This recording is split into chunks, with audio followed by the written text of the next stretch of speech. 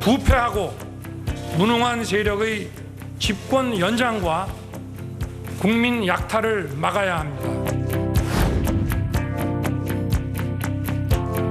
왜 윤석열 후보님의 지지율은 떨어지는가? 저희 어머니가 걱정이 돼서 잠이 안 오신다고 합니다. 뼈 아프게 받았고 여러분들의 그 말씀을 충분히 제가 받들어서 오늘부로 선거대책위원회를 해산하겠습니다. 정권 교체해서 국가 정책성을 확실하게 찾아 국민들께 드리겠습니다.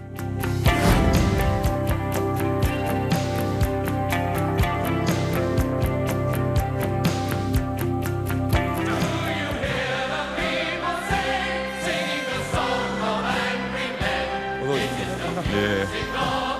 이쪽에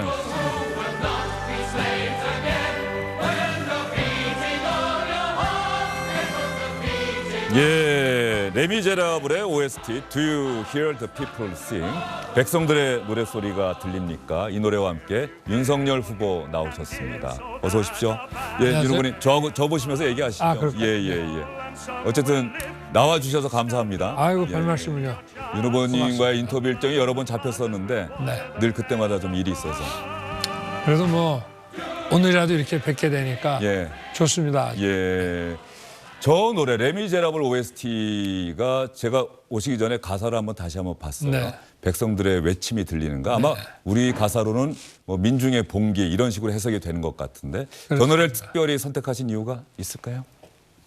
제가 뭐 레미제라블 영화나 뮤지컬이나 여러 번 봤는데 네. 제가 레미제라블을 좋아하고 그리고 저기에 주제가 된 그 1832년 그 자유와 그 민주의 그 외침이라는 거 그리고 또 이 OST 음악 자체도 좋아하고요. 그래서 자주 듣는 편입니다. 네, 저 장벽 뒤에, 저 바리케이트 뒤에 우리가 꿈꿔왔던 세상이 있다. 예, 그런 노래 가사가 상당히 인상적이었습니다. 윤석열 후보님 요즘은 어떠세요? 밤에 잠자리에 들 때, 아침에 일어나서 눈을 뜰 때 어떤 생각을 하실까요? 뭐 일정 생각만 이렇게 하실까요? 뭐 다른 생각 하나도 안 하고요. 예. 잠자리에 들 때는 아주 피곤한 몸으로 그저 뭐 누우면은 방에 불이 켜 있어도 그냥 잠이 드는 그런 날이 많고 또 아침에는 뭐 몇 시에 자든지 간에 뭐 하여튼 아침 일찍 눈이 깹니다. 그래서 또 오늘 할 일도 좀 챙기고 또 뭐 그 사이에 휴대폰으로 또 여러 가지 자료도 와 있고 그렇게 해서 아침을 시작하고 있습니다. 네. 윤 후보님을 생각하면은 작년 이맘때, 작년 이맘때 불과 1년 전에 이맘때, 뭐 저 같은 경우는 1년 전이나 지금이나 별다른 차이가 없잖아요. 늘 주영진의 뉴스 브리핑 진행하는데 작년 이맘때의 윤석열과 지금의 윤석열은 달라도 너무 달라져 있지 않습니까? 그거 생각해도 인생이 참 알 길이 없다 이런 생각을 할 것 같은데 말이죠. 그렇습니다. 저도 뭐 작년 한 해가 참 뭐 우리나라도 또 많은 그 격동의 그 세월이었지만 저한테도 뭐 말할 수 없이 큰 변화가 있는 한 해였던 것 같습니다. 예. 작년 이맘때만 하더라도 정치를 하겠다는 생각은 추호도 하지 않았다. 그렇습니다. 예. 주변에서는 뭐 검찰총장 빨리 관두고 정치를 하라는 얘기를 하시는 분도 없지 않았습니다만은 공직생활 26년 한 사람이 그걸 박차고 새로운 일을 한다는 것이 이렇게 쉬운 일은 아닙니다.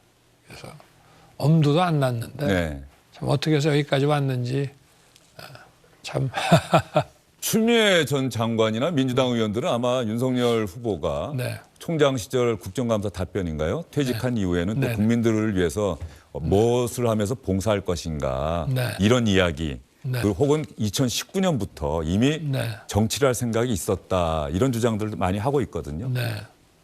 뭐 그분들이야 뭐 늘 자기 하고 싶은 대로 또 이렇게 저렇게 얘기를 하시는 거고 제가 뭐 정치를 하겠다고 마음 먹거나 그 직후에도 네. 절대 정치를 못할 것이다. 완주하는 것이 불가능할 것이다라는 얘기를 또 밥 먹듯이 그 말씀들을 하셨거든요. 민주당 쪽에서. 네. 예. 그래서 뭐 글쎄 정확한 뜻도 저는 잘 모르겠고 예. 그렇습니다.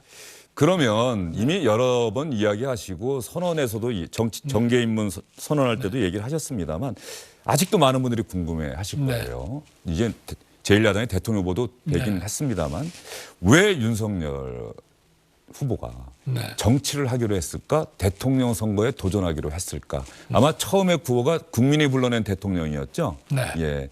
어떤 마음으로 내가 정치를 해야겠다, 대통령 선거에 나가야겠다라고 결심했을 당시의 마음을 한번 시청자 여러분들께 설명을 좀 해주시겠습니까?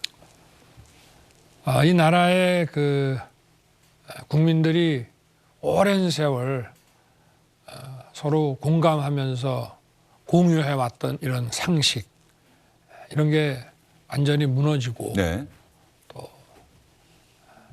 네 편 내 편에 따라가지고 이 법의 지배라고 하는 것이 다 무너지고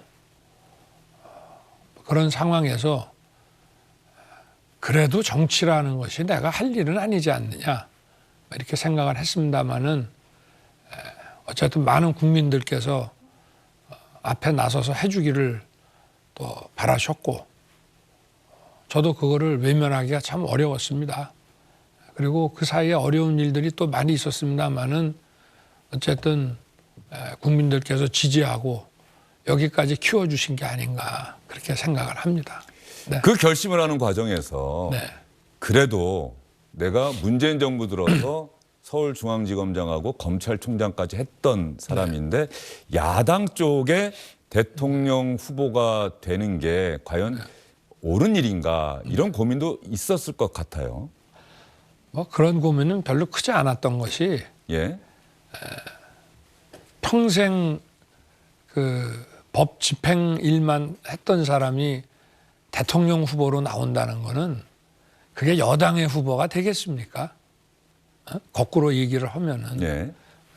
평생 법 집행만 해온 법조인이 대통령 후보가 된다는 것은 그거는 이 법치와 이 상식이 얼마나 심각하게 무너져 내렸기 때문에 할 것이냐. 그래야만 그 있을 수 있는 일이기 때문에 제가 법 집행만 하다가 이 대선 후보가 된다는 것은 그 자체가 여당 후보가 되기는 어려운 거 아니겠습니까? 네. 그렇게 이해를 하시면 되지 않겠나 예. 싶습니다. 네. 그리고 아마 또 많은 시민들이 뭐 이른바 법조인의 윤리인가요? 이런 부분 생각해서 제가 이 질문을 드리는 것은 한번 원론적으로 이제 대통령 선거가 임박했습니다만 법조인이 특히 검찰의 수장까지 지낸 사람이 바로 정계에 뛰어들어서 대통령 선거까지 나가는 게 과연 적절한 행동이냐, 뭐 법조 윤리까지 하고 얼마 전까지 검찰총장으로서 사건 수사를 지휘하고 범죄를 척결하고 여기에는 뭐 권력형 범죄도 들어가 있는 것이고요. 뭐 그런 이야기도 또 많이 들으셨을 텐데 이 기회에 한번 거기에 대한 우리 윤석열 후보의 생각을 얘기를 좀 해주시죠. 결국은 이제 그 검찰이든 사법부든 간에 그 정치적 중립이 중요한 것이고 저는 그게 무너졌기 때문에 그 정치적 중립과 그 상식을 지키기 위해서 나온 것이지 법조인이 그 정치에 그 발을 디딤으로 해서 그 제조의 그 사법부와 검찰이 정치적 중립을 그 잃게 만드는 그런 정치를 한 것이 아니기 때문에 오히려 사법권의 확실한 독립, 정치적 중립 또 검찰의 이런 정치적 중립과 누구에게나 공정한 법 집행을 보장해 주기 위해서 저는 오히려 제가 정치를 안 하면 그런 일을 그런 상식을 실현하기가 어렵다고 봤기 때문에 그렇게 해서 나온 것이니까 그거는 통상 법조인이 정치하는 것에 대한 우려를 할 필요는 없지 않는가. 예. 오히려 그걸 지키기 위해서 했다고 봐주시면 될 것 같습니다. 네.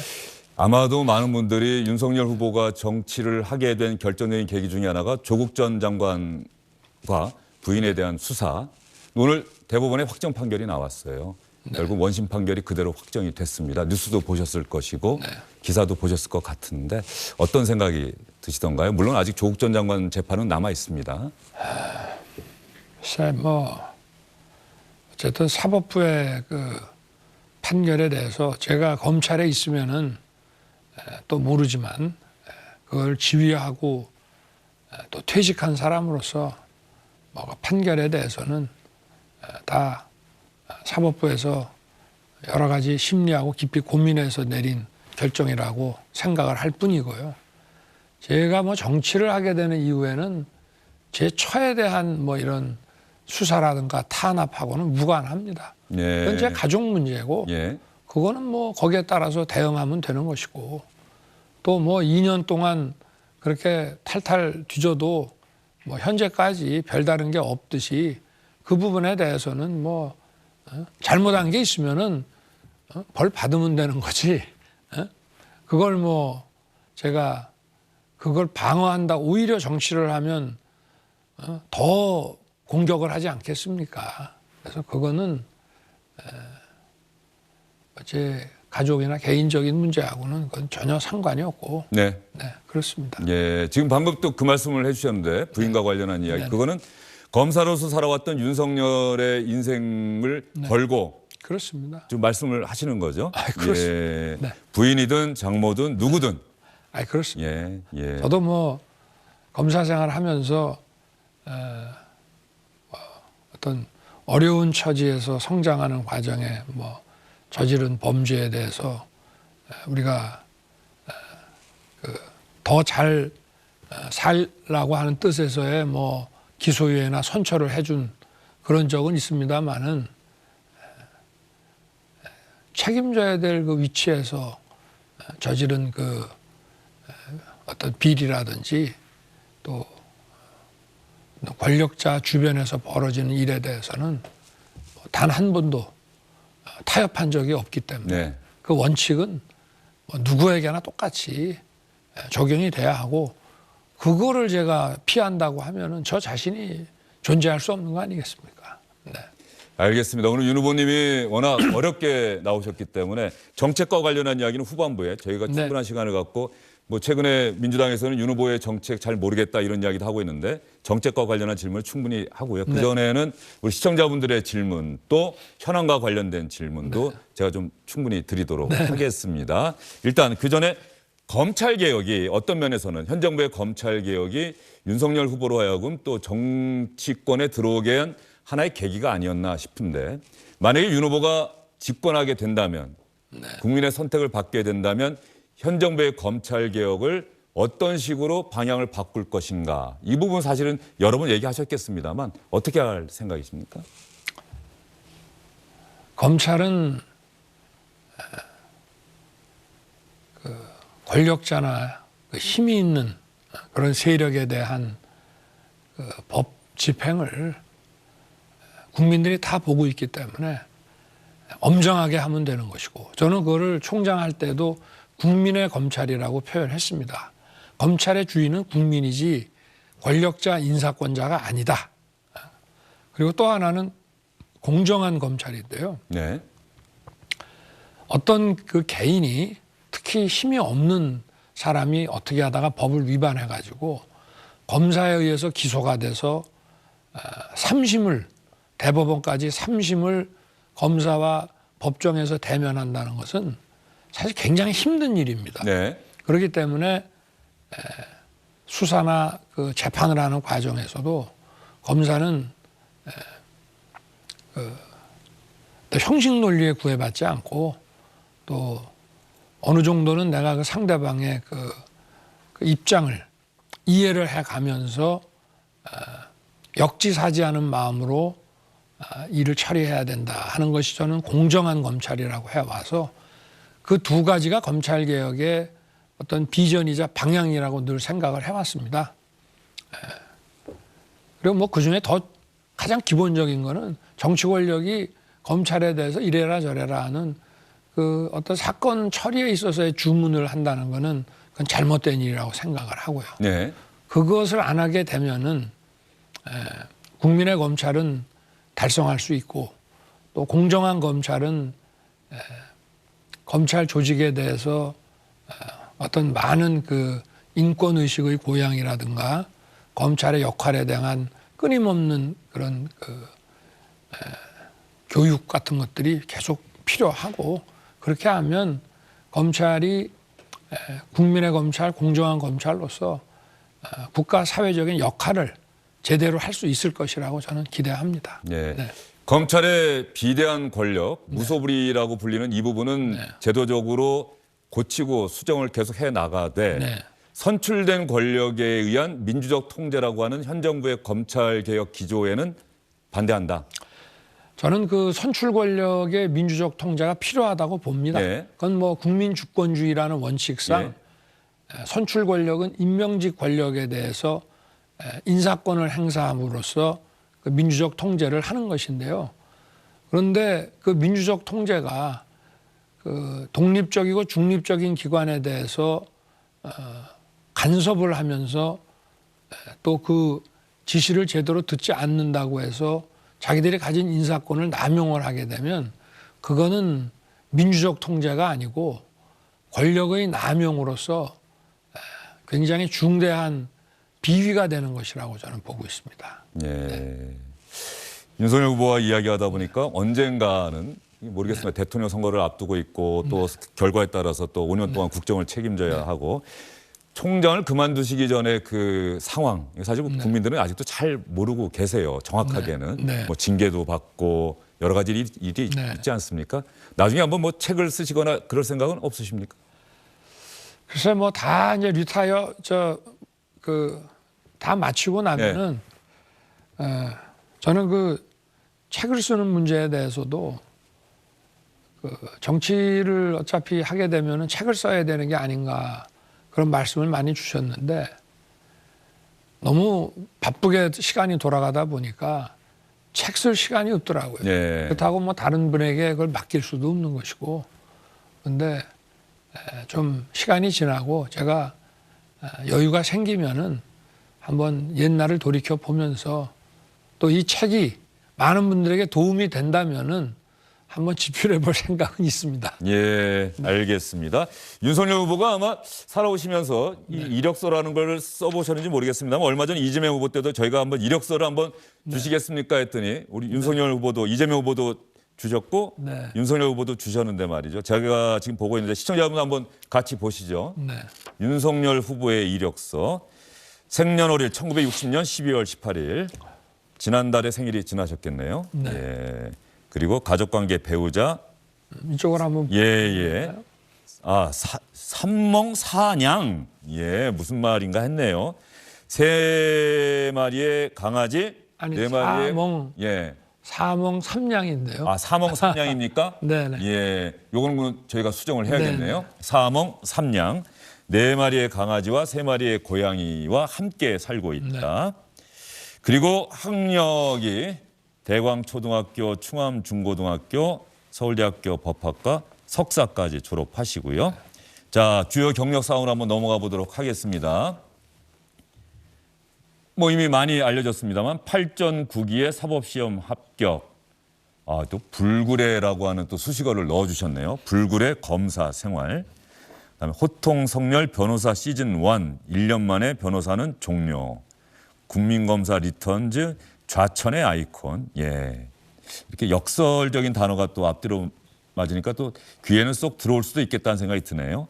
서울중앙지검장 등판, 검찰총장 등판, 국민의힘 대선 후보 등판. 신장은 178cm, 혈액형은 B형, 별자리는 사수자리. 취미는 요리. 이거 얼마 전에 SBS 집사부일체에서 한번 요리 실력 발휘하셨죠? 좌우명 즐겁게 일하고 재미있게 살자. 별명 토리아빠. 좋아하는 음식은 호박, 김고명 얹은 잔치국수.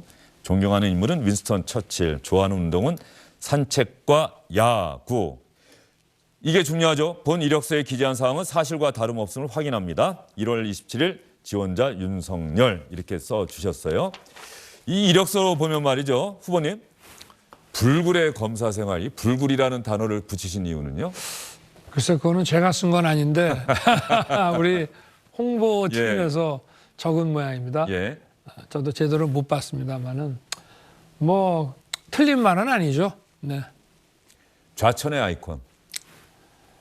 뭐 좌천도 좀 당했습니다만은 뭐 그것도 좋은 경험이 돼가지고 제가 뭐 공직생활뿐만이 아니라 제 인생에도 큰 도움이 됐던 것 같습니다. 예. 즐겁게 일하고 재밌게 살자. 그런데 대통령 후보 네. 이 좌우명 지키기에 좀 어려운 자리 아닙니까?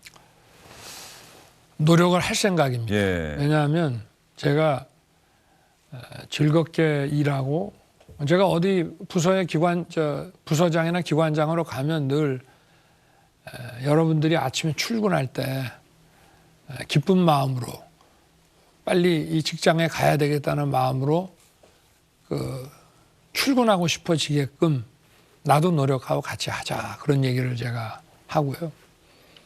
일단 즐겁게 일해야 일의 효율이 가장 네. 높이 오르고 또 일에 집중하고 또 일이 끝나면은 재밌게 살아야 다른 사심이 없어지고 일도 제대로 할 수 있고 공사를 명확히 구분할 수 있다라고 저는 생각하고 있습니다. 그래서 다른 욕심 갖지 말고 뭐 출세욕이니 뭐니 하는 이런 다른 욕심 갖지 말고 일을 즐겁게 하고 또 동료들과 가족과 재밌게 살자.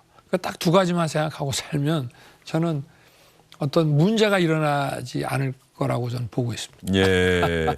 윈스턴 처칠을 또 특별히 좋아하시는 존경하는 인물로 꼽은 이유가 있을까요? 영국이라는 한 나라만이 아니라 네. 세계가 어려웠을 때 그야말로 그 당시에 나치와 타협하자는 그 정치권의 요구도 많았거든요. 그런데 국민들을 설득하고 자기의 그 확고한 어떤 비전을 가지고 국민들과 함께 이런 어려움을 돌파해 나가서 이런 자유민주라고 하는 이 무너질 뻔한 질서를 다시 회복시킨 그런 측면에서 저는 영국을 떠나서 정말 세계적으로 많은 분들이 좀 사표로서 좀 배워야 되는 분이 아닌가 그렇게 생각합니다. 위기의 국면에서 네. 영국뿐 아니라 전 세계가 네. 나치의 침공 앞에서 무력감에 빠져 있을 때 네. 분연하게 일어서서 네. 그 위기를 돌파한 네. 또 세계 다른 지도자들과 함께 손을 잡고 또 돌파한 것이겠죠. 네. 뭐 그런 측면을 이야기하신 걸로 네. 봅니다. 지금의 대한민국도 아마 비슷한 상황이다라고 또 아마 많은 분들이 느끼실 것 같아요. 최근에 외교안보와 관련한 그 정책도 제가 잠시 뒤에 여쭙도록 하고요. 요리, 뭐 요리는 이미 뭐 텔레비전 통해서 많이 알려졌습니다만 그러면 혹시 요리를 직접 만들어서 제가 이런 질문 한번 재미있는 질문 같은데 같이 한번 먹으면서 대화를 하고픈 다른 대선 후보들 정치인이 있을까요? 뭐 어느 누구하고도 뭐 다 함께 예. 할 수 있는데 예. 기왕이면은 제가 윤식당이라는 프로에서 좀 현재 그 어려운 상황에 있는 뭐 청년이라든가 네. 또 어떤 병고라든가 이런 어려움을 극복하고 또 한 뭐 그런 학생이라든가 이렇게 해서 요리를 해주고 뭐 얘기도 나누고 했는데 요리를 하면은 좀 그런 분들과 함께 먼저 제가 만든 요리를 좀 같이 나누고 싶은 생각입니다. 네. 정치인은 뭐 떠오르는 인물이 없습니까? 뭐 같은 당이 아니더라도. 네. 예. 글쎄 뭐 정치인들도 뭐 있겠습니다만은 정치인보다는 그런 어려운 국민들과 함께 또 어려움을 극복해 나가는 분들과 함께 제가 만든 음식이 그분들에게 좀 힘이 되게 됐으면 좋겠다 하는 생각. 일단 집사부일체에 출연한 그 SBS 그 출연진들은 좀 상대적으로 행운이 있는 거네요. 윤석열 후보가 직접 만든 요리를 한번 먹어봤으니까 말이죠. 그래서 맛있었는지 모르겠습니다. 혹시 이재명 후보 함께 좀 식사하면서 얘기하고픈 생각은 안 드십니까? 상대이긴 하는데 잘은 모르시잖아요. 그래서 저도 뭐 과거에 그 제가 성남 검찰청에 90년대 근무를 할 때 그때도 뭐 개인적인 관계보다는 법정에서 이따금씩 보고 그 당시에는 이제 성남이라는 데가 그 법조계가 작아서 판사 검사도 그렇게 많지는 않았고 변호사도 한 몇 분 정도 그래서 대부분들 다 이렇게 알고 지냈기 때문에 벌써 한 5년 이렇게 되는 것 같습니다. 벌써 25년? 24, 5년 되는 것 같습니다. 알겠습니다. 직접적인 답은 안 하셨네요. 같이 식사를 하고 싶다는 얘기는 안 하시네요. 그 오늘 참 텔레비전 토론 얘기가 나왔는데 조금 전에 김경진 단장과 전재수 민주당 의원하고 한번 토론을 해봤는데 어떻습니까? 31일에 양자 토론하고 방송사가 중계를 하든 말든 그럼 방송사가 재량껏 결정을 하고 혹시 사자 토론 해야 된다면 2월 3일 그때가 어떨까? 김경진 단장 그렇게 이야기를 했는데 제 생각에는 그러면 그 역으로 이미 다른 후보들은 다 31일에 사자 토론 방송사가 얘기를 하니 그날 사자 토론하고 이재명 후보와는 2월 3일에 해서 방송사가 결정하도록 하면 어떨까 하는 생각도 좀 들었단 말이죠. 윤 후보님 정확한 생각이 어떤 겁니까? 그래서 제가 그 얼마 전에 뭐 그 3프로 TV인가에 나가서 뭐 토론 얘기를 뭐 하길래 이게 뭐 토론이라는 게 제대로 그 후보들의 그 정견을 확인할 수 있는 그 효용성이 과연 있나 하는 이제 얘기를 했더니 뭐 토론을 기피한다 뭐 이렇게 얘기를 하는데 제가 토론을 16번을 했습니다. 국민의힘 경선 과정에서. 그런데 둘이서 짧은 시간이지만 한 40분이지만 이게 맞수 토론을 해보면은 서로 상대방에 대한 뭐 다른 점들 이런 것들이 좀 부각이 되는데 4자 8인 이렇게 토론을 해보니까 아마 거의 시청자들도 남는 게 잘 없으신 것 같고 각자 자기의 그 어떤 정견이라는 것이 그런 걸 제대로 좀 드러내기가 어렵더라고요.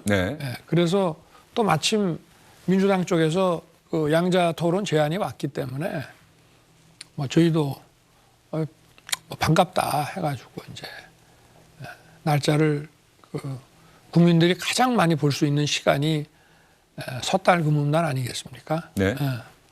이제 구정 아침에 차례 준비 다 해놓고 가족들이 이제 모여서 볼 수 있는 그 시간에 이제 하자고 제안을 했는데 글쎄 뭐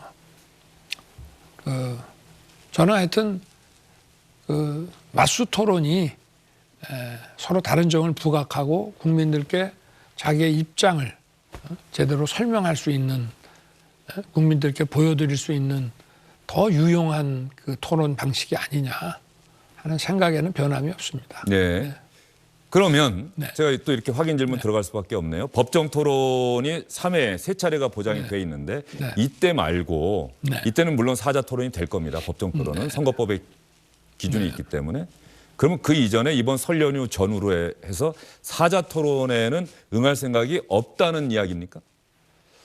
그래서 저희는 일단 양자를 자꾸 강조를 하다 보니까 기왕이면 양자를 먼저 하고 그러고 또 기회가 되면은 사자를 하자. 사자는 크게 유용성이 좀 부족합니다. 그래서 뭐 그걸 지금 아마 우리 그 실무팀에서도 그렇게 얘기를 하신 것 같고 또 저한테도 얘기를 해서 저도 그게 좋겠다고 이제 얘기를 했습니다. 그러나 뭐 토론을 안 하겠다는 건 아니고 얼마든지 그래서 한번 그 협의를 좀 진행을 하겠죠. 심상정 후보가 그래서 윤석열 후보님한테 윤 후보님 제가 물거나 해치지 않습니다. 걱정하지 말고 나오세요. 이렇게 이야기를 하던데. 뭐 사자 토론을 해보면은 그렇게 그 자신의 그 어떤 정견을 제대로 설명도 못하고 금방 시간이 가버리더라고요. 그래서 하여튼 뭐 하여튼 국민들께도- 양자 토론이 원칙이다. 그런데 협의 결과에 따라서 사자 토론이 정 필요하다고 다른 모든 정당들이 그렇다고 한다면 수용할 수도 있다. 네, 맞습니까? 그렇습니다. 네, 예, 그렇습니다. 알겠습니다. 자, 윤석열 후보 나온다고 해서 저희가 이재명 후보와 똑같이 균형을 맞추기 위해서 예전 사진, 네. 지금의 윤석열 후보의 모습은 모두 알고 계시는데 말이죠. 예전 성장하면서 어떠한 모습이었는지 저희가 사진을 보면서 한번 보겠습니다. 아이고, 어린 아기가 있네요. 제가 아마 돌되기 전에 예. 뭐 태어난 지 얼마 안 됐을 때 예. 맞습니다. 네. 저기가 서울입니까? 예, 서울에 제가 그 태어난 곳이 성북구청 건너편 네. 그 이면도로에 있는 집에서 제가 예. 태어났는데 예. 그래서 쭉 한 13살까지 그 한두 군데 이사를 더 다니면서 저게 이제 보문동입니다. 예. 저기서 제가 어린 시절을 보냈습니다. 어이고 이게 여기는 이제 바닷가네요? 강릉 외가 강릉? 경포대입니다. 네. 예. 그리고 아이고 저 가운데 입 네. 크게 벌리고 있는 소년이 저게 이제 예. 국민학교 한 4학년쯤 됐을 때 예. 소풍 가서 찍은 사진 같습니다. 예. 장소도 혹시 기억하십니까? 아마 그때는 소풍을 대부분 능으로 가가지고 능으로. 예. 뭐 소능, 서삼능 뭐 이런 뭐 그런 능이 아니었나 싶은데요. 예. 네, 이거는 가족 사진이네요. 네네. 예. 그렇습니다. 오른쪽에 소년이 네. 윤 후보님이시고 이제는 좀 초등학교 고학년인 것 같습니다.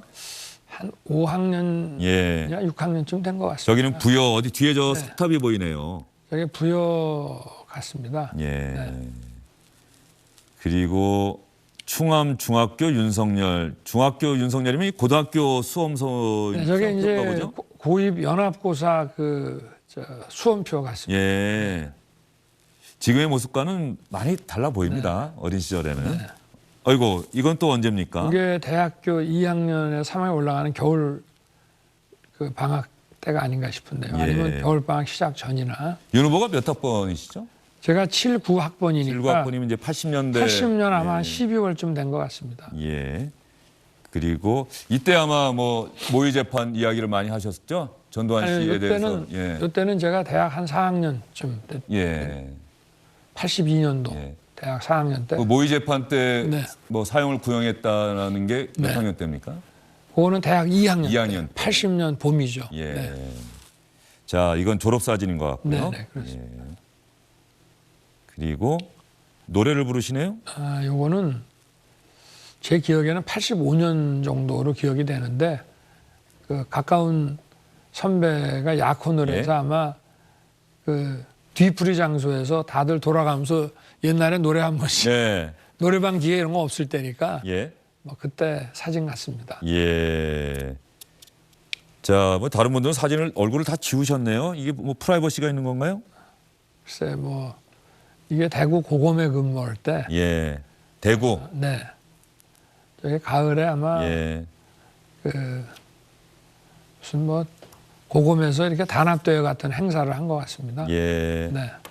이게 아마 그래서 검찰총장 시절에도 저 대구 이런 데 네. 방문할 때마다 예전의 네, 추억을 네, 그렇습니다. 얘기했던 기억이 나네요. 네, 네. 자, 그리고 이제 많은 분들이 아마 기억하고 있는 게 이 반려견들과 함께 찍은 이 사진이 네, 네. 최근에 뭐 젊은 층이 상당히 많이 호응하고 있다 이런 뉴스도 제가 봤는데 말이죠. 어떻게 이렇게 많이 입양을 하시게 됐어요? 그러니까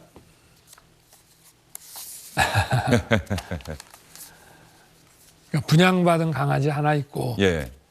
그리고 하나는 또 제 가까운 분이 비숑을 또 5마리 낳아서 한 마리 이제 가져가라 그래서 받았고 2마리는 이제 유기견으로 그리고 고양이도 분양 하나 받았고 둘은 이제 유기묘고 이렇게 됐는데 그래서 뭐 어떻게 하다 보니까 원래 그 토리도 저희가 지금은 이제 수명을 다해서 저 세상으로 갔지만 그때도 뭐 강아지가 있었기 때문에 뭐 저희가 주인이 나타날 때까지 유기견을 네. 그 그 울산의 그 유기견이었는데 저하고 제 처가 이제 유기견협회 회원입니다. 그래서 그 주인 나타날 때까지 한 3달 정도 이제 보호 그 위탁을 받기로 하고 그래 데리고 있다가 이제 사고가 났어요. 아주 아기 때. 네. 그래서 뭐 안락사를 시킨다고 그러길래 이제 일단은 치료를 할 수 있는 데까지 한번 해보자 그래가지고 그래서 지금까지 이제 키우게 됐고 또 다른 그 유기견 하나는 그 집안 친척 어른이 키우겠다고 그래서 이제 유기견 보호소에서 우리가 데려왔는데 그 어른이 건강이 갑자기 악화돼가지고 네. 그냥 저희 집에서 계속 같이 지내게 됐습니다. 네. 네. 반려동물과 함께 사는 삶은 어떻습니까? 어떤 게 좋은가요? 뭐 행복합니다. 네. 뭐 집에 들어가면은 뭐 어떻게 생각하면 동물농장이라는 생각도 드는데 예. 하여튼 굉장히 또 주인을 반기고 이렇게 하기 때문에 뭐 집에 가면은 뭐 너무 행복합니다. 네. 그래서 제가 해주는 것보다 뭐 비교도 안 되게 더 많은 것을 받는 것 같습니다. 예, 알겠습니다.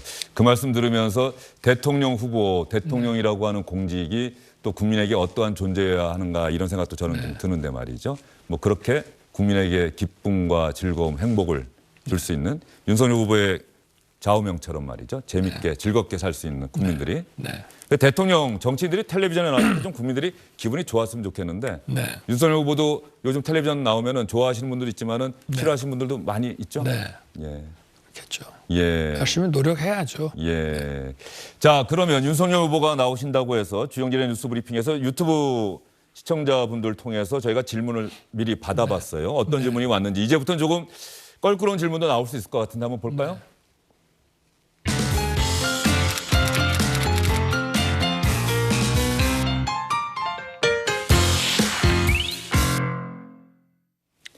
제가 질문 드리면 윤석열 후보가 아주 핵심만 좀 답변해 주시면 좋을 것 같습니다. 이번에 뽑을 대통령이 없는데 어떡하죠? 네. 이재명 후보 나왔을 때도 이 질문 했어요. 비호감 대선이다. 어떻게 해야 하느냐? 이재명 후보는 차선, 차악이라도 뽑아야 합니다라고 대답을 하셨는데 뽑을 대통령이 없다. 어떡하죠라는 질문에 어떻게 답변하시겠습니까? 선거라는 것이 자기가 베스트라고 생각해서 투표하는 경우도 있고 또 베스트는 아니지만 그래도 차선이라고 해서 뽑는 경우도 있는데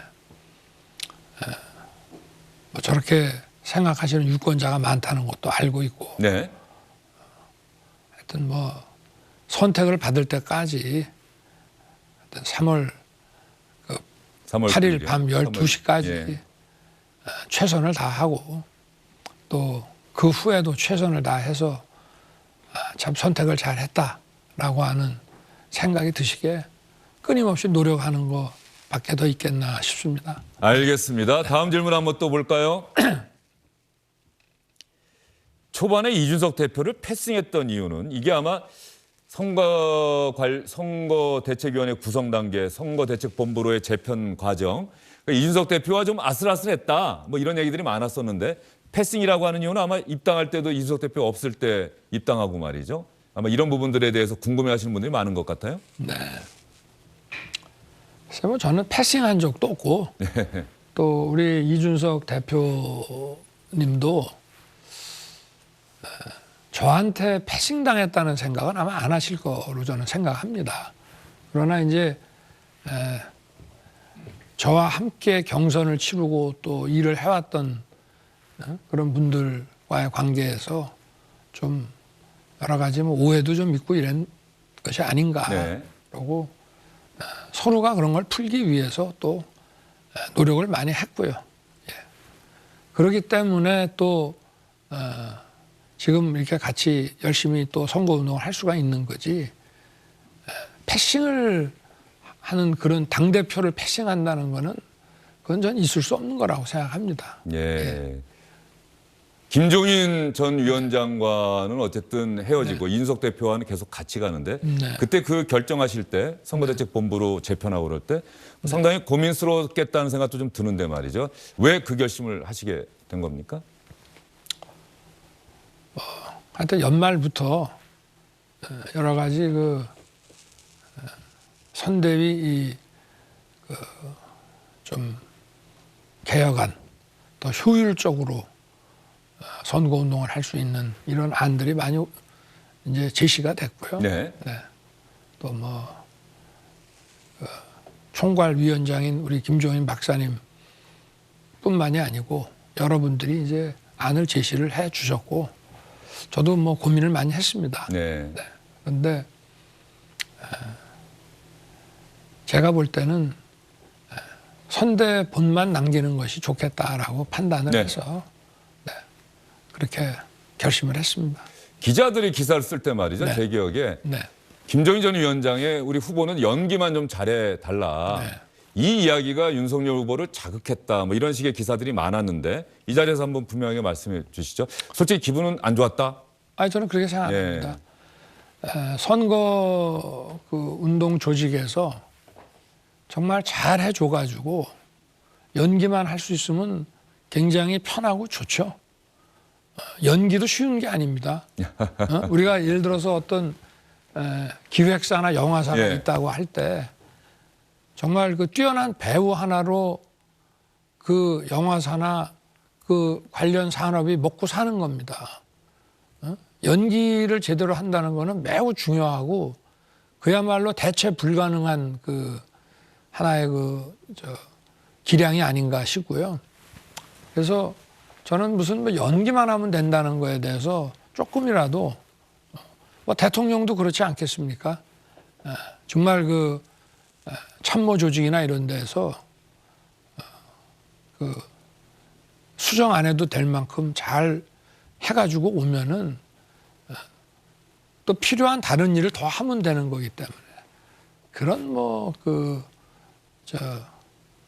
그런 얘기에 뭐 기분 나빠하거나 이래가지고 뭐 일을 하겠습니까? 알겠습니다. 자, 이제 많은 분들이 또 궁금증이 해소될 것 같고요. 다음 질문 한번 볼까요? 다음 질문은 한번 세 번째 질문. 지도자는 어떤 자질을 갖춰야 한다고 생각합니까? 윤석열 후보 본인은 그 자질을 갖췄습니까? 이거 상당히 매서운 질문 같습니다. 글쎄 뭐 한 국가의 그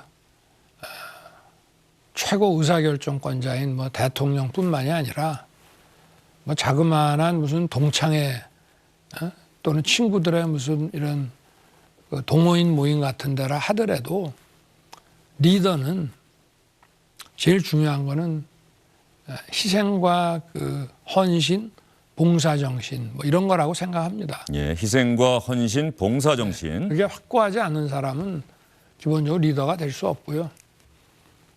그건 이제 가장 기본적인 필수 요건이고 그다음에 이제 지도자는 능력이 있어야 되는데 그 능력이라는 게 자기 혼자 다 하는 능력이 아니라 이걸 어떻게 끌고 나갈지에 대한 그 방향, 비전 이런 거를 좀 제대로 안목 이런 거를 가지고 있으면은 되지 않겠나. 그래서 이 두 가지가 뭐 작은 어떤 조직이든 큰 조직이든 간에 그 조직의 리더가 갖춰야 될 그 요건이라고 저는 생각합니다. 알겠습니다. 희생과 헌신, 봉사정신. 윤석열 후보도 아마 이 답변하시면서 스스로를 좀 돌아보실 것 같다는 생각이 듭니다. 과연 어느 정도 나는 그것을 갖췄는가? 자, 이제 정책과 관련한 이야기 하기 전에 사실 후보님 최근에 그 부인의 통화 7시간 뭐 분량이 있다. 지금 계속해서 보도가 되고 있어요. 여러 가지 이야기들이 나오고 있고 국민의힘에서는 거기에 대해서 대응하고 있긴 한데 그 통화 녹음 내용을 그 보도를 들으면서 우리 윤석열 후보는 어떤 생각이 들던가요? 글쎄 참 저도 일단은 뭐 이렇게 불필요하게 그 상대에 대해서 확실하게 그 원래 오랜 세월 관계를 좀 가져야 서로 간에 믿음이 있고 한 건데 왜 이 상대하고 이런 그 통화를 이렇게 장시간 했는지에 대해서는 좀 적절하지 않았다고 저는 보고 있고. 네, 그 부분은 많은 분들이 궁금해하더라고요. 네, 저도 그거는 뭐 본인은 또 거기에 대해서 나름 뭐 이유를 또 얘기합니다. 네. 그런데 어쨌든 저는 그럼에도 불구하고 그리고 뭐 그거를 공영방송에서 대화자의 일방이 그거를 뭐 녹취한 것이 형사 범죄가 되냐 안 되냐 문제를 떠나서 뭐 도덕적으로 맞지 않는 거를 공영방송이 저렇게 보도하는 것 자체가 저는 방송으로서의 어떤 윤리나 책임이라는 측면에서 그것도 좀 부적절하다고 봅니다. 그러나 어찌됐든 저런 것이 공개돼 가지고 불쾌하거나 또 상처를 받거나 하신 분에 대해서는 뭐 저는 공인이고 제 처도 뭐 자기가 정치인 자신은 아니지만 어쨌든 공인의 부인으로서 네. 어쨌든 좀 상처받으신 분에 대해서는 죄송하다 하는 그 마음을 가지고 있습니다. 예. 네. 그 통화 녹음 보도를 근거로 해서 민주당에서는 윤석열 후보 부인이 무속에 의지하고 있다. 네. 어떻게 무속에 의존해서 국가의 중요 정책을 결정하지 않겠느냐. 네. 이런 논리로 지금 공격을 하고 있어요. 이 부분에 대해서는 한번 분명히 말씀을 좀 하셔야 될 것 같아요. 건진 법사와 뭐 특별한 관계 아니냐. 뭐 이런 여러 가지 얘기가 있고 손바닥에 왕자까지 말이죠. 네. 글쎄 뭐 다른 분들이 혹시 그런 얘기를 하신다면은 좀 거기에 대해서 어쨌든 그런 불필요한 오해를 갖게 된 거에서 좀 저도 송구한 마음을 갖겠는데 민주당은 뭐 선거 때마다 무속위원회도 구성을 하고 그 위원장도 발령을 내고 또 뭐 자기들의 그 지방정부 조직에도 뭐 발령을 내고 이런 그런 입장에서 그런 얘기 한다는 거는 정말 앞뒤가 안 맞는 얘기 같고요. 그리고 이 공적인 일을 그 결정한다고 하는 거는 제일 중요한 게 그 의사결정 과정이 투명하고 또 그 일을 함께한 사람들 또 우리가 조언을 받을 사람들한테 제대로 받아가지고 누가 보더라도 그 의사결정이 절차나 과정에서 맞다 해야만 그 의사결정의 내용이 여러 사람들에게 공감을 갖게 되고 또 협조도 받게 되는 것인데 이거를 뭐 무슨 공적인 의사결정하고 연결짓는다는 것 자체는 네. 그거는 좀 지나친 그런 주장이라고 생각합니다. 예. 사실이 아니다. 네. 예. 지금까지 그렇게 살아왔고 앞으로도 그럼요. 그러지 않을 것이다. 아니 예. 제가 이 법 집행을 하고 살아온 사람이고 이 법 집행이라는 거는 궁극적으로 법정에 가서 치열한 그 논박을 통해 가지고 그게 받아들여져서 법이 집행이 되는 것이고 네. 저희는 늘 제 방에서 혼자 결정하는 것이 아니고 그거는 이미 어떤 그 일응의 결정일 뿐이지 늘 법정에서 이 결말이 나는 것으로 생각하고 살아온 사람입니다. 그래서 검사의 배틀필드는 법정이라고 저는 얘기를 하고 살아왔는데 거기에서 뭐 다른 어떤 불합리한 요소가 개재될 수 있는 여지 자체가 없습니다. 네. 대통령 후보의 배틀필드 전장, 대통령의 배틀필드 전장. 이건 어디가 될까요? 제가 오늘 그 오전에 공약으로 말씀을 드렸습니다만 네. 한 군데는 아니죠. 대통령은 수많은 사람들과 소통을 해서 어떤 국가적인 의사결정을 하여튼 투명하고 넓게 의견을 모아서 결정을 해야 되기 때문에 어떻게 보면은 저는 대언론이 아닌가 싶기도 합니다. 대언론이요? 네. 예. 국민들과의 소통이라는 거는 직접 이루어지는 경우도 많지만 언론을 통해서 많은 국민들과 맞닿아 있기 때문에 대통령이 좀 기자간담회나 회견도 좀 자주 하고 또 언론인들을 통해서 신문에 나지 않는 기사로 쓰지 않은 그런 국민들의 여론도 좀 청취하고 이렇게 해야 되는 것이 아닌가 그렇게 생각합니다. 알겠습니다. 그래서 광화문 청사로 집무실을 옮기겠다. 네네. 그 청와대는 아예 국민에게 네네. 돌려주겠다. 청와대가 없어지는 겁니까? 윤석열 후보가 대통령이 되면?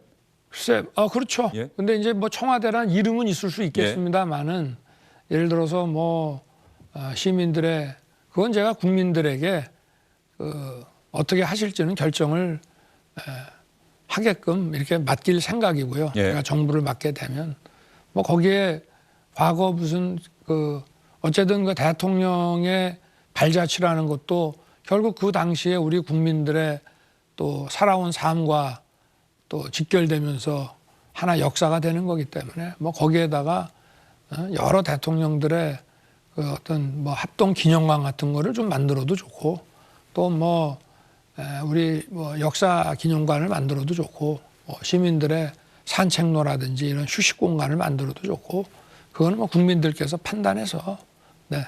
알겠습니다. 그리고 이제 정책으로 넘어가려고 하는데 말이죠. 네네. 윤석열 후보님, 그 부인 김건희 씨가 뭐 추가 입장 표명에 검토하고 있다. 그리고 설 연휴 전후에서 공식적으로 후보 부인으로서 활동을 할 것이다라는 전망 기사, 추측 기사들이 있는데 정확하게 어떤 상황인지 많은 분들이 궁금해할 것 같아요. 결정된 거는 없고 예. 뭐 그런 기사가 있다면은 아마 좀 추측에 기한 것이 아닐까 생각합니다. 예. 네. 어쨌든 선거는 두 분이 같이 해야 되는 건 아닙니까? 어떻습니까?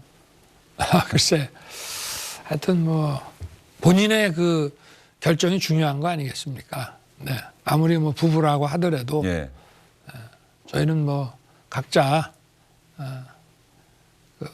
저도 뭐 제 처가 하는 일에 안 끼어들듯이 예.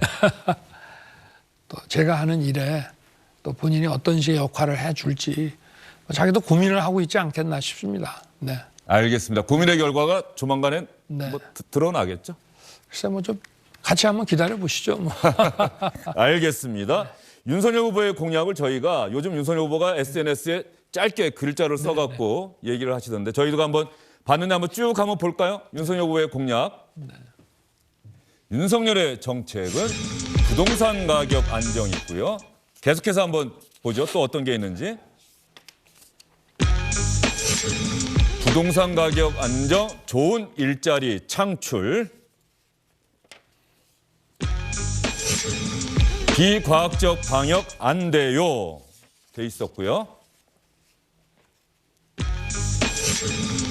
한미 동맹 정상화.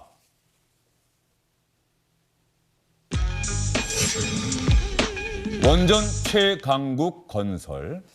자, 이렇게 5개. 짧게 글자를 쓰니까 아마 시청자분들이 금방 이해는 다 하실 것 같은데 저 5가지 정책 가운데 정말 이거는 내가 시청자분들에게 꼭 설명을 드리고 싶습니다. 어떤 걸까요? 부동산 정책 안정이 될까요? 한미동맹 정상화일까요? 원전 최강국일까요? 좋은 일자리 창출일까요? 그 뭐 다 하나같이 중요한 예. 거고요.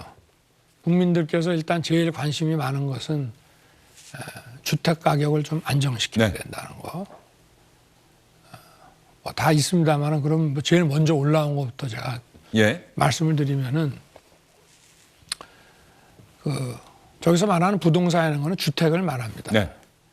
주택이라고 하는 것은 국민들이 그걸 소유하려고 할 수도 있고 또 가격이 안정이 된다면은 또 가격의 그 상승이라는 것이 다른 자산의 그 상승하고 어느 정도 궤를 맞춘다고 하면은 이제 부동산이라는 거는 일반 다른 상품하고 다르거든요. 네. 우리 국민들이 가지고 있는 그 자산의 거의 한 70~80% 되는 게 저 부동산이기 때문에 그렇죠. 저거를 선택하는 순간에 저거에 대한 소유권을 선택하는 순간에 다른 선택은 다 이제 또 접어야 되는 그런 것이기 때문에 가격이 안정이 된다면은 굳이 그렇게 그거를 뭐 영끌을 해가지고 그 소유권을 확보하려고 하기보다는 그 세를 살면서 그 돈을 또 다른 데에 더 돈을 벌 수 있는 쪽에 활용할 수도 있는 문제이기 때문에 또 그렇게 되다 보면은 또 부동산 가격이 더욱 안정을 또 네. 유지할 수 있게 되고 그래서 정부의 이 부동산 그 정책이 기본적으로 이 부동산이라는 상품이 가지고 있는 그 다른 상품과의 다른 특색. 네. 그러니까 대부분의 자산이 부동산이라는 점과 또 이 부동산이라는 거는 남는다고 해서 내가 소유를 안 한다고 해서 지금 당장 쓰지 않는다고 해서 이거를 창고에다가 재고로 넣어놓는 것이 아니라 소유자로서 쓰든지 또는 임대로 이것이 활용이 되든지 둘 중에 하나거든요. 네. 그래서 매매거래 시장과 또 임대 그 시장이라는 것이 굉장히 밀접한 상관관계를 또 맺고 있다는 그런 점. 그러니까 여러 가지 그 부동산 시장의 수요와 공급을 결정하는 다양한 요소들이 있습니다.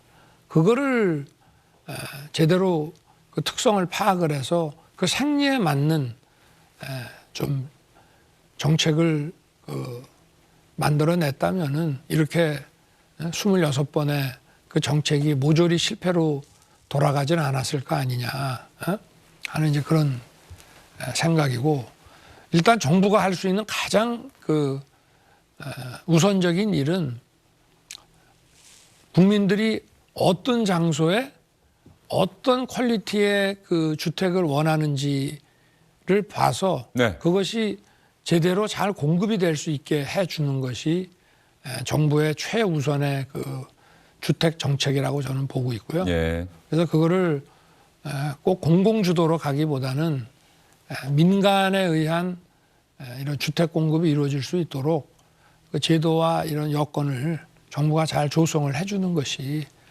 가장 중요하다 그렇게 생각하고 있습니다.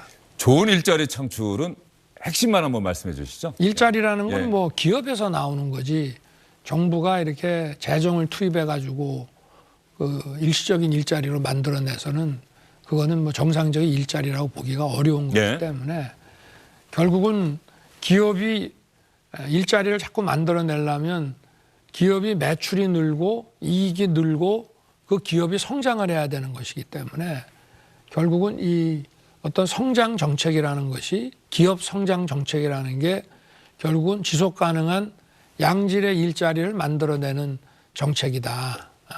그래서 그걸로 많이 거론되는 게 가장 중요한 게 규제를 좀 완화해서 규제 완화. 네. 그리고 이 공정거래 그 질서를 잘 확립을 해서 기업이 그 시장에서의 그 경제 활동이 공정한 경쟁 그 어떤 규칙에 따라서 이루어질 수 있도록 해야 된다는 부분이 있고요. 그리고 여러 가지 또 지원책이 필요한 경우가 있습니다만은 제일 중요한 것이 뭐 이런 지금 돈이 없어서 그 운용 자금이 부족해서 이 그 스타트업이 뭐 중소기업, 강소기업, 중견기업 이렇게 성장하기가 어렵기 때문에 그런 그 데스밸리에 빠지지 않도록 그 필요한 자금이 지원돼야 되는데 그것도 그냥 정부가 딱 집어서 어디에다가 돈을 대주기보다는 네. 이것이 그 소위 발전할 수 있는 그 가능성이 있으면은 또 민간 자금이 들어오게 돼 있거든요. 그러니까 정부는 거기에 어떤 마중물이라든지 또는 민간 자금이 유입될 수 있도록 그 기술 개발하는 데 좀 도와줄 필요가 많이 있습니다. 작은 기업들은 기술 개발하는 데 들어가는 자기들 기술 개발할 수 있는 역량이 좀 있더라도 기술 개발하는 데 그 필요한 그 역량이 안 되는 경우가 많기 때문에 정부가 그런 점들을 잘 살펴서 좀 지원을 해주면은 그걸로 인해서 기업들이 이제 성장을 해가면서 일자리들이 기업에서 만들어지죠. 예, 알겠습니다. 네. 그리고 비과학적 방역 안 돼요. 오미크론 변이 바이러스의 확산과 관련된 공약이신 것 같고 한미동맹 정상화 또 원전 최강국. 네. 이 부분에 대해서는 아마 우리 국민들께서 이 말 자체로 충분히 인지할 것 네. 같은데 그렇습니다. 앞으로 집권하시면 원전 최강국 만들어낼 것이고 방역도 과학적으로 해나갈 것이다. 한미동맹은 당연히 정상화, 네. 지금보다 더 굳건해질 것이다. 네. 이런 말씀이신 거죠? 네. 예. 자, 윤석열 후보님 정말 어렵게 모셨는데 저희가 생각보다 좀 긴 시간 인터뷰가 돼서 또 기꺼이 응해 주셔서 감사드리고요. 아이고 고맙습니다. 마지막으로 우리 시청자분들께 네. 다른 후보들에게도 공통의 시간을 드렸는데 네. 왜 윤석열이어야 하는가? 왜 저를 지지해달라고 호소하는지에 대해서 말씀하실 기회를 드리겠습니다. 윤 지금- 후보님 이쪽 저쪽으로. 예, 3번 카메라 보고 얘기하시죠. 지금 우리 사회는 새로운 어떤 큰 변화의 요구를 지금 받고 있습니다. 이런 산업의 측면이나 또 우리 외교 안보의 측면이나 이런 데서 종전과 같은 그런 방식으로 대응할 수 없는 그런 큰 그 변화 요구를 지금 받고 있고, 이런 것을 해내기 위해서 역량이 굉장히 중요하지만 또 기본이 제대로 갖춰져야만 우리 사회가 직면하는 이런 위기와 변화 요구를 잘 감내할 수 있다고 저는 생각합니다.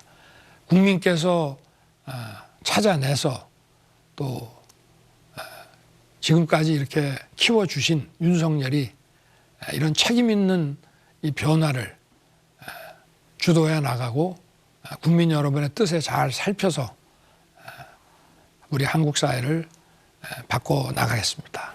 예. 윤석열 후보, 뭐 이재명 후보가 네거티브 안 하겠다고 하는데 윤석열 후보도 앞으로 네거티브 안 하실 겁니까? 저는 네거티브라고 하는 것은 근거 없는 마타도인데 저는 그런 거는 해본 적이 없습니다. 네. 알겠습니다. 긴 시간 윤석열 후보의 인터뷰 여러분은 어떻게 잘 들으셨습니까? 오늘 수고 많으셨습니다. 네, 고맙습니다. 주영진의 뉴스 브리핑 오늘은 여기서 인사드리겠습니다. 고맙습니다.